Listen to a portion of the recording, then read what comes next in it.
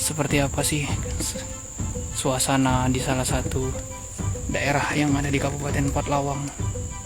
Nih bisa pemirsa lihat, di antara hijaunya bukit barisan yang ada di Pulau Sumatera, ada aktivitas warga yang sedang berladang, baik itu yang menanam jagung, menanam sayuran, dan lain-lain.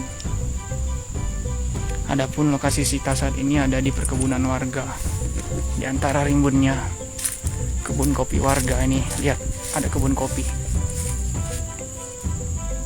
Memang apa ya, untuk panen buah kopi sebentar lagi akan dimulai di Kabupaten Pathlawang ini. Lihat pemirsa, begitu damainya kehidupan para petani di Kabupaten Pathlawang.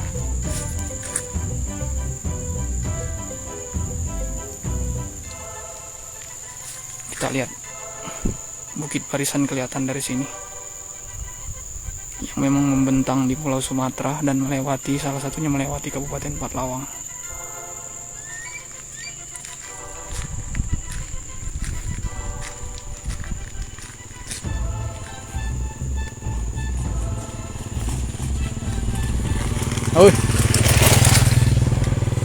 Nah, ini kebun kopi pemirsa.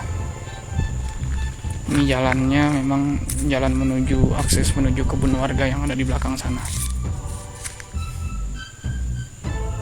Di sini juga ada pohon duren walaupun musim duren. Jangan lupa subscribe, share, komen, dan like ya.